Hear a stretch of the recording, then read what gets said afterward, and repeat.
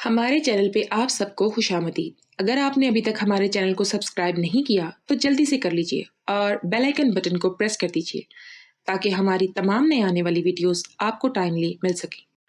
میرا نام سلام ہے اور میں بہت کم عمر تھا جب گاؤں سے اپنے ابا کے ساتھ شہر آ گیا تھا، اور ابا جس بنگلے میں ڈرائیونگ کا کام کرتے تھے میں اسی بنگلے میں مالی کا کام کرنے لگا تھا۔ ابا اپنی عمر گزار کر واپس لوٹ چکے تھے، لیکن میں ابھی تک یہاں تھا۔ اسی بنگلے پر کام کرتے ہوئے میں 18 سال کا ہو گیا تھا۔ میں بہت محنت سے اپنا کام کرتا تھا۔ پھر بنگلے پر کام کرنے کے لیے نادیہ آئی۔ اس کی خوبصورتی دیکھ کر میں پلکیں جھپکانا بھول گیا تھا۔ اس کا تعلق کاغان سے تھا اور وہ بہت ہی خوبصورت تھی۔ میرے دل میں اسے دیکھتے ہی محبت کے جذبات پیدا ہو گئے تھے۔ آہستہ آہستہ نادیہ کا بھی دل میری طرف مائل ہو گیا اور ہم دونوں ایک دوسرے سے محبت کے بندھن میں بندھ گئے۔ لیکن اس کی خواہشات کچھ اور تھیں۔ وہ ہمیشہ نوکروں والی زندگی نہیں گزارنا چاہتی تھی، بلکہ اس نے مجھے صاف لفظوں میں کہا تھا کہ وہ کسی ایسے انسان سے شادی کرے گی جو اسے ایک شاہانہ زندگی دے گا۔ میں تو خود کوارٹر میں رہتا تھا۔ میں بھلا نادیہ کو کیا دے سکتا تھا، مگر اسے کھونے کے ڈر سے میں نے اسے وعدہ کر لیا کہ میں جلد ہی اس قابل بن جاؤں گا کہ اسے بہت کچھ دے سکوں گا۔ لیکن نہ ہی میں پڑھا لکھا تھا اور نہ ہی میرے پاس پیسہ تھا۔ میں خود نہیں جانتا تھا کہ میں نادیہ کی خواہشوں اور خوابوں کو کس طرح تکمیل تک پہنچاؤں گا۔ میں بس اتنا جانتا تھا کہ نادیہ کو کھو دینا اپنے آپ کو کھونے جیسا ہے۔ رمضان کے دن آئے تو میں دن رات اللہ سے اسے مانگنے لگا کہ وہ مجھے کوئی ایسا وسیلہ مہیا کر دے جس نے میرے دن بھر پھر جائیں اور میں آسانی سے نادیہ کو حاصل کر سکوں۔ اور اللہ نے میری دعا قبول کر لی۔ ایک دن مالک نے بتایا کہ مالک کے کوئی کاروباری دوست ترکی سے آ رہے ہیں اور ان کے اعزاز کے گھر کے لان میں پارٹی رکھی جائے گی۔ مجھے خاص تاکید کی گئی تھی کہ میں لان میں ایک ایک کونا اچھی طرح سجا دوں، اور مالکن نے مجھے یہ حکم بھی دیا تھا کہ میں مہمانوں کے سامنے نہ آؤں، اور خاص کر کے جتنی بھی خواتین اس دعوت میں شریک ہوں گی ان سے تو ہر ممکن پردہ کروں۔ مالکن کی بات سن کر میں حیران رہ گیا تھا۔ آج سے پہلے بھی گھر میں کئی مہمان آئے تھے اور ان میں بہت سی عورتیں بھی تھیں، لیکن مالکن نے ایسا کوئی حکم نہیں دیا تھا جو خاص ان ترکی مہمانوں کے لیے مجھے دیا گیا تھا۔ میں مالک سے ان کے سوال پوچھنے کا حق نہیں رکھتا تھا، اس لیے خاموشی سے ان کی بات پر سر ہلا دیا۔ نادیہ بھی دعوت کی تیاریوں میں مصروف تھی، لیکن مالکن نے ایسا کوئی حکم نہیں دیا تھا۔ دعوت شروع ہوئی تو میرے اندر ایک تجسس پیدا ہو گیا کہ آخر ترکی عورتوں میں ایسی کیا بات ہے جو مالکن نے مجھے ان کے سامنے آنے سے بھی منع کر دیا، جبکہ نادیہ کو ترکی مردوں سے پردہ کرنے کا نہیں کہا گیا تھا۔ دعوت عروج پر تھی۔ میں خاموشی سے دبے پاؤں بنگلے کی چھت پر پہنچ گیا۔ میں جانتا تھا کہ اس وقت ہر کوئی دعوت میں مصروف ہے، اس لیے کسی کا بھی دھیان مجھ پر نہیں جائے گا۔ چھت سے لان کے منظر دیکھنے لگا جہاں دو مردوں کے ساتھ چار خوبصورت عورتیں ماڈرن لباس میں موجود تھیں۔ میں دعوت کی رونقیں دیکھنے میں محو تھا کہ اچانک ہی ایک عورت نے نگاہیں اٹھا کر میری طرف دیکھا۔ جیسے ہی اس کی نظر مجھ پر پڑی تو میں فوراً ہی پیچھے ہٹ گیا۔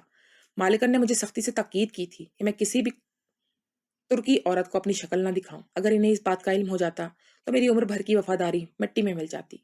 جس طرح میں چھت پر پہنچا تھا اسی طرح اپنے کوارٹر میں واپس چلا آیا تھا اور بار بار اسی دعوت کے بارے میں سوچ رہا تھا۔ مالک اور مالکن کے لیے شاید یہ لوگ بہت ہی خاص تھے، کیونکہ مالک نے اپنی طرف سے دعوت اور شاندار بنانے میں پوری جان لگا دی تھی، لیکن مجھ سے ان عورتوں سے کیا واسطہ تھا جو مالکن نے مجھ پر پابندی لگائی تھی؟ میں سوچ کر تنگ آ گیا تھا۔ اس کے بعد مجھے راہداری سے قدموں کی آواز سنائی دی۔ میں جان گیا کہ نادیہ کام ختم کر کے واپس لوٹ آئی ہے۔ میں جلدی سے اپنے کوارٹر سے نکلا۔ وہ مجھے دیکھ کر رک گئی تھی۔ اس کے چہرے پر تھکن کے واضح آثار تھے۔ میں نے محبت سے پوچھا، تھک گئی ہو کیا؟ تو وہ چڑھ کر کہنے لگی، ہاں بالکل، اس لیے تو میں کسی امیر آدمی سے شادی کرنا چاہتی ہوں۔ میری ساری زندگی لوگوں کے آگے جھک کر نہیں گزار سکتی۔ نادیہ کے چہرے پر ایک عجیب سا درد تھا، شاید وہ اس زندگی سے تنگ آ چکی تھی۔ میں نے نادیہ کو کہا تھا اور یقین دلایا کہ جلد ہی میں ان تمام مشکلوں سے اسے نکال لوں گا۔ نادیہ نے میرا ہاتھ جھٹک دیا اور کہنے لگی کہ تم تو ایسے ہی کہہ رہے ہو جیسے تم بھی ان ترکی مہمانوں کے ساتھ ترکی جانے والے ہو۔ 4 جماعتیں بھی تم نے پاس نہیں کی ہیں، ساری زندگی اسی بنگلے پر نکالنی ہے، تو تمہیں کون سا ترکی کا ویزا مل جانا ہے؟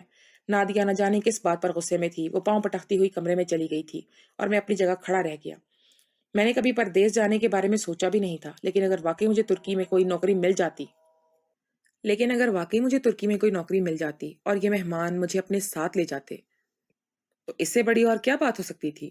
میں دل میں دعا کرنے لگا کہ یا اللہ، کوئی ایسا معجزہ ہو جائے کہ میری بھی ترکی میں نوکری ہو جائے اور میں وہاں جا کر اتنا پیسہ کما سکوں کہ نادیہ کو ایک اچھی اور عزت والی زندگی دے سکوں۔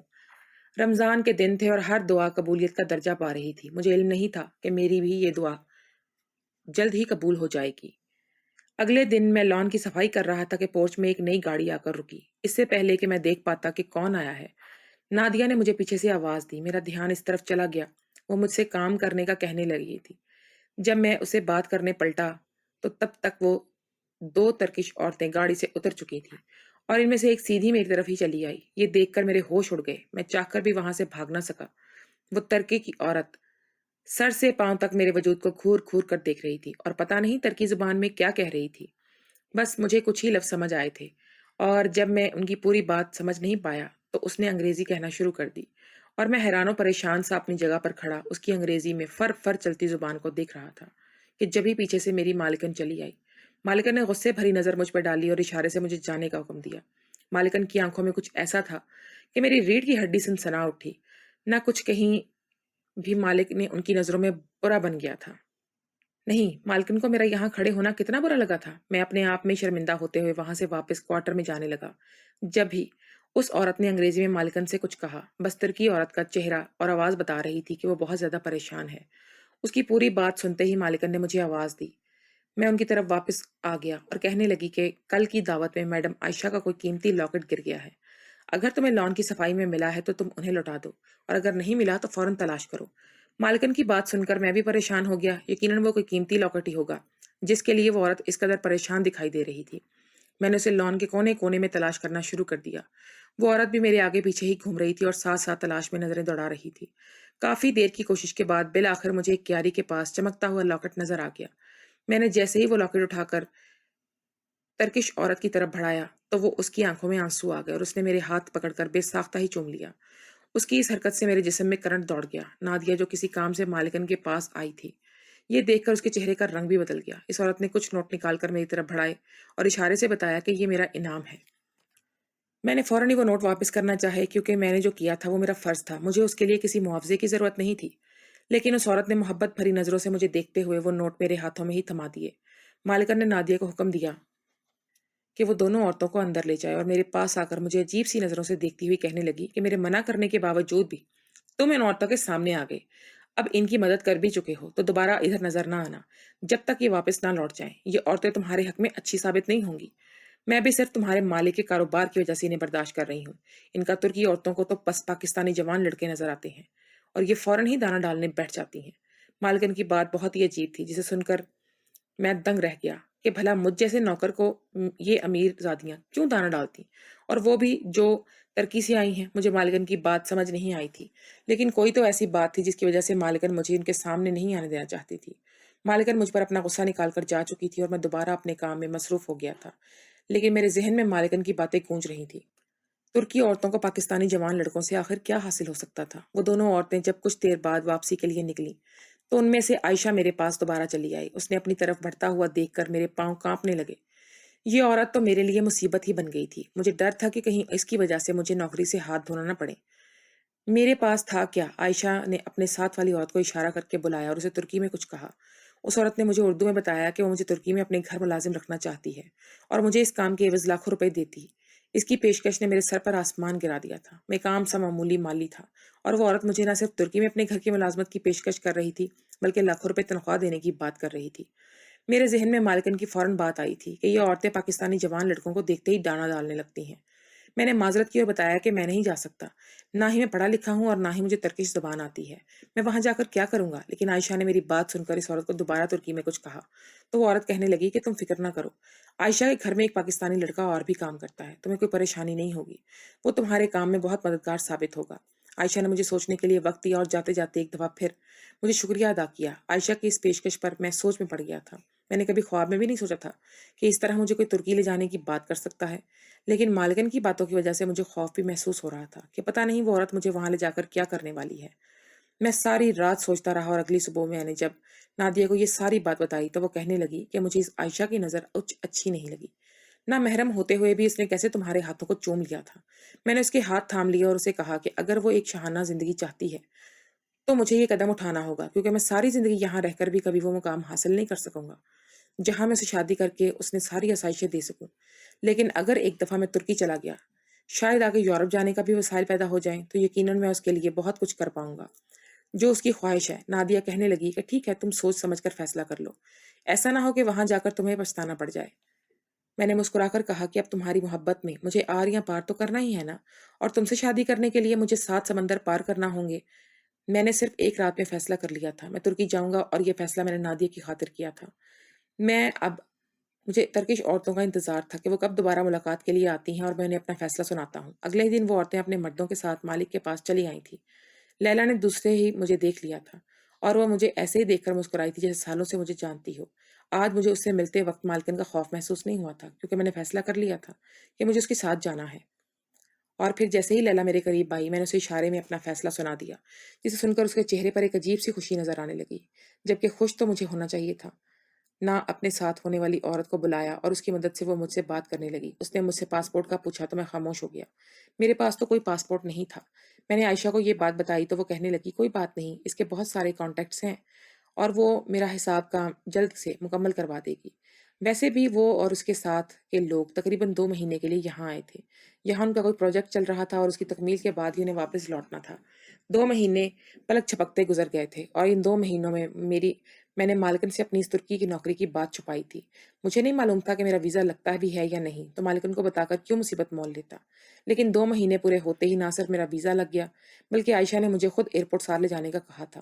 نادیہ میرے ساتھ جانے کا سن کر اداس ہو گئی تھی۔ اسے کاغان سے آئے ہوئے سال ہونے والا تھا، اور یہ 1 سال اس نے میرے ساتھ ہی گزارا تھا۔ ہم دونوں کے درمیان بہت عہد و پیمان بھی ہو گئے تھے۔ میں نے نادیہ کو یقین دلایا تھا کہ میں اپنی کتنی بات اس سے پیچھے نہیں ہٹوں گا، بلکہ اپنا مستقبل سچا کر اپنی دلہن کو بنا لوں گا، اسے رانیوں کی طرح رکھوں گا اور کبھی کسی چیز کی کمی نہیں ہونے دوں گا۔ میری بات سن کر اس کا چہرہ خوشی سے لال ہو گیا تھا۔ میں نے اپنے گھر والوں کو بھی فون کر کے سرسری طور پر اطلاع دی تھی، اپنی نوکری کا بتایا تھا، اور خود عائشہ کے ساتھ ترکی کے لیے روانہ ہو گیا۔ مالکن کے اوپر یہ خبر بجلی کی طرح گری تھی۔ مالکن نے میرے نکلنے سے پہلے ہی مجھے سمجھایا تھا کہ تم نے بہت غلط فیصلہ کیا ہے اور تمہیں وہاں جا کر پچھتانا پڑے گا۔ تم نہیں جانتے یہ ترکی عورتیں کیسی ہوتی ہیں۔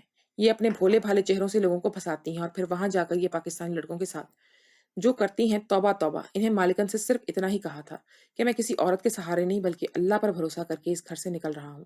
انسان کو آگے بڑھنے کے لیے رسک لینا پڑتا ہے، اور میں بھی اپنی زندگی کو ایسے ہی ایک خطرے کی نظر کر گیا تھا۔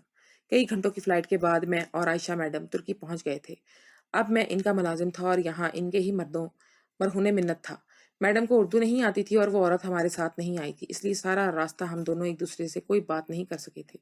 میڈم جو بھی اشارے سے کہتی میں اس پر عمل کر لیتا۔ ایئرپورٹ سے کچھ ہی دوری پر میڈم کا گھر تھا، اور وہاں پہنچ کر میں حیران رہ گیا تھا۔ یہ تو کوئی ایک الگ ہی دنیا تھی جہاں سب کچھ جدید تھا۔ میڈم نے مجھے ایک لڑکے سے ملایا جو کچھ تھکا تھکا سا معلوم ہو رہا تھا۔ اس کا نام عاشر تھا، اور وہ ایک پاکستانی لڑکا تھا۔ مجھ سے عجیب تنہا مسکرا کر کہنے لگا، کیا تمہیں معلوم بھی ہے تمہیں یہاں کیوں لایا گیا ہے؟ میں نے انکار کیا تو وہ مسکرا دیا اور کہنے لگا، کچھ ہی دنوں میں تمہیں پتہ چل جائے گا کہ پاکستان نہیں ہے یہ، یہاں تو دنیا ہی الگ ہے۔ مجھے عجیب سا خوف محسوس ہوا تھا، پہلے مالکن نے جس طرح کی باتیں کی تھیں، اور اب جیسی باتیں یہ لڑکا کر رہا تھا۔ ضرور دال میں کچھ کالا تھا۔ میں نے اپنا سامان کوارٹر میں رکھ دیا تھا۔ عاشر نے آ کر مجھے بتایا کہ میڈم مجھے اپنے کمرے میں بلا رہی ہیں۔ یہ بات کہہ کر وہ ایسے مسکرائے جیسے کوئی غلط بات ہو۔ میں نے جلدی سے اپنا لباس تبدیل کیا اور فریش ہو کر میڈم کے کمرے میں پہنچ گیا۔ میڈم نے مجھے گارڈن کا کام سونپا تھا۔ وہ بہت تھکے ہوئے انداز میں بستر پر پڑی تھی۔ ان کا لباس کافی عجیب تھا، میں نے نظریں جھکا لی تھی۔ پھر اس نے عاشر کو بلایا اور اس کے ذریعے مجھے بتانے لگی کہ اگر میں ایمانداری اور محنت سے ان کا بتایا ہوا ہر کام کروں گا تو وہ مجھے پاکستانی لاکھوں روپے ادا کریں گی۔ سن کر میں حیران رہ گیا تھا کہ گارڈننگ میں ایسا کون سا ایمانداری اور محنت کا کام ہے جو مجھ سے کروانا چاہتی ہیں۔ باہر نکل کر میں نے یہی بات عاشر سے پوچھی تو وہ ہنس کر کہنے لگا، تم خود ہی سوچ لو کہ کوئی جوان لڑکی تمہیں لاکھ روپے کے ساتھ کیوں دے گی؟ یہ تو تمہیں 1-2 دنوں میں پتہ چل جائے گا میں یہاں تمہیں کیوں لے کر آئی ہے۔ اس کے بعد تم خود ہی سوچ لینا کہ تمہیں یہاں مزید رہنا ہے یا پھر یہاں سے بھاگ جانا ہے، کیونکہ رات کو میڈم جو تمہارے ساتھ کریں گی وہ جان کر تمہارے رونگٹے کھڑے ہو جائیں گے۔ اس کی باتوں نے واقعی میرے ہوش اڑا دیے تھے۔ میں صرف اور صرف نادیہ سے محبت کرتا تھا، اور یہاں تک بھی اس کی محبت کی خاطر ہی آیا تھا۔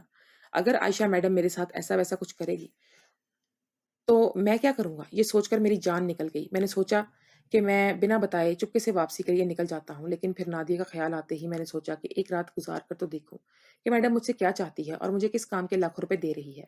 ساری رات میں نے بہت ہی بے چینی سے گزاری، اور صبح کے قریب جب دروازے پر دستک ہوئی تو میری جان نکل گئی۔ میں جانتا تھا کہ دروازے پر میڈم کھڑی ہیں، لیکن مجھے مجبوراً دروازہ کھولنا ہی پڑا۔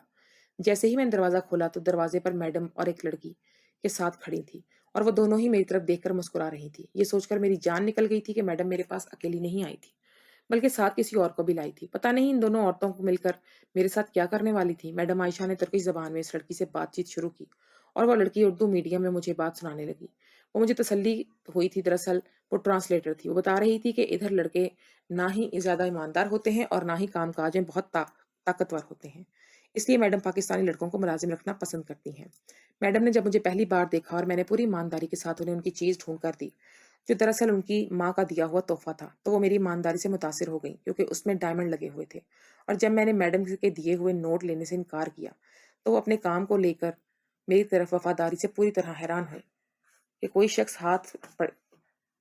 بڑی دولت کو کیسے ٹھکرا سکتا ہے۔ اسی وقت میڈم نے مجھے اپنے گھر میں ملازم رکھنے کا فیصلہ کر لیا تھا، لیکن میری مالکن نہیں چاہتی تھی کہ وہ مجھے اپنے ساتھ لے کر جائیں۔ اس لیے میری مالکن نے انہیں میرے بارے میں بہت کچھ غلط باتیں بتائی تھی، اور یہی دیکھنے کے لیے کہ میری نیت کیسی ہے، میڈم رات کو عجیب سا لباس پہن کر مجھے اپنے کمرے میں بلایا تھا۔ میڈم کے بتایا کہ مجھے لاکھوں روپے صرف اس لیے ادا کریں گی کیونکہ وہ جانتی ہیں کہ میں پوری ایمانداری سے کام کروں گا۔ عاشر بھی سالوں سے یہاں نوکری کر رہا تھا اور اسے بھی یہاں کوئی تکلیف نہیں تھی۔ وہ سوچنے لگا کہ پھر اس نے مجھے میڈم کو لے کر بدگمان کیوں کیا تھا۔ اگر میں میڈم کو چیک کرنے کے لیے زبردستی یہاں نہ رکاتا تو شاید اس کی بات سن کر کب کا فرار ہو چکا ہوتا۔ میڈم نے یہ جاننے کے لیے صبح سویرے ہی میرے پاس آنا تھا کہ مجھے رات کو کوئی تکلیف تو نہیں ہوئی، اور ساتھ ساتھ وہ بھی میرا کام بھی سمجھا رہی تھی۔ دراصل وہ چاہتی تھی کہ میں صبح ہی صبح گارڈن کا کام شروع کر دیا کروں کیونکہ ان کا گارڈن کافی بے ترتیب ہو رہا تھا۔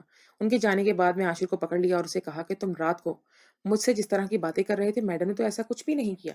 میری بات سن کر وہ ہنسا اور کہنے لگا، میں تو تمہیں یہاں سے بھاگنے کی کوشش کر رہا تھا۔ یہاں کی نوکری بہت آسانی کی ہے اور میں چاہتا ہوں کہ گارڈن کا کام میرے چھوٹے بھائی کو مل جائے، لیکن میڈم آتے ہی تمہیں اپنے ساتھ لے آئی، اس لیے میں نے سوچا کہ تمہیں میڈم کے حوالے سے ڈرا کر اپنے بھائی کو بلا لوں گا۔ عاشر کی بات سن کر میں بھی ہنس پڑا تھا اور میری جگہ اپنے بھائی کو یہاں رکھنا چاہتا تھا، لیکن وہ دل کا اچھا تھا اور آنے والے کچھ ہی دنوں میں میری اس سے دوستی ہو گئی تھی۔ 2 سال بعد مجھے چھٹی ملی تھی اور واپس جا کر مجھے نادیہ سے شادی کرنی تھی۔ اس وقت تک میں اچھی خاصی رقم جمع کر چکا تھا۔ ایک دن نادیہ کا فون آیا تو وہ مجھے کہنے لگی، تمہیں پتا ہے مالکن نے تمہیں کیوں ان عورتوں سے دور رکھنے کا کہا تھا؟ میں نے کہا، نہیں، مجھے تو نہیں معلوم۔ اور پھر نادیہ نے مجھے بتایا کہ مالکن کو یہ بات معلوم تھی کہ لیلا پاکستانی لڑکوں کو اپنے گھر نوکر رکھنا چاہتی ہے اور پسند بھی کرتی ہے اور اسے ایک نوکری کی تلاش بھی ہے، لیکن مالکن تمہیں کسی قیمت پر کھونا نہیں چاہتی تھی کیونکہ تم بہت کم پیسوں پر سالوں سے مالکن کے وفادار تھے۔ اس لیے مالکن نے جان بوجھ کر تمہیں ان عورتوں سے دور کر دیا تھا کہ ان کی نظر تم پر نہ پڑے، لیکن اسے کرنا پڑا۔ لیکن اس عورت کی لاکٹ کی وجہ سے مالکن کا منصوبہ ناکام ہو گیا اور تم ترکی پہنچ گئے۔ اللہ نے شاید تمہارا رزق وہیں لکھا تھا۔ نادیہ کی بات سن کر میں سوچنے لگا، اگر پاکستانی لڑکوں کو پاکستانی لوگ ہی اچھی تنخواہ پر نوکری پر رکھ لیں تو انہیں دوسرے ملک جانے کی ضرورت پیش نہ آئے۔ میری مالکن نے سالوں میری وفاداری کو دیکھنے کے بعد بھی میری تنخواہ میں اضافہ نہیں کیا تھا۔ اگر وہ اپنی خوشی سے میری تنخواہ بڑھا دیتے تو شاید کبھی مجھے ان کی ضروریات کے لیے وطن چھوڑنا ہی نہ پڑتا۔ آپ لوگوں کو کیا لگتا ہے کہ جوان لڑکے اپنا گھر بار چھوڑ کر پردیس کیوں جاتے ہیں؟ خیر، ساری دنیا ہی رزق کی تلاش میں ادھر ادھر بھٹکتی پھرتی ہے، لیکن اگر کیا ہی ہمارے ملک کے حالات اچھے ہو جائیں تو ہمارا ملک غریب ملکوں میں شمار نہ ہو۔ یہ ملک ہماری بدقسمتی ہے کہ ہمیں لالچی حکمران ملے ہیں جو صرف اپنے لیے مال جمع کرتے ہیں اور عام عوام کے بارے میں کچھ بھی نہیں سوچتے، نہ کسی قانون پر عمل کرتے ہیں۔ اسی وجہ سے ہمارا ملک بہت اچھا ہے اور بہت پیچھے چلا گیا ہے، اور میں دعا کرتا ہوں کہ ہمارے ملک کے حالات اچھے ہو جائیں تاکہ جو اپنے وطن سے واپس آ کر کام کرنا چاہتے ہیں وہ اپنے پیاروں کے پاس رہ کر کام کر سکیں۔ آمین۔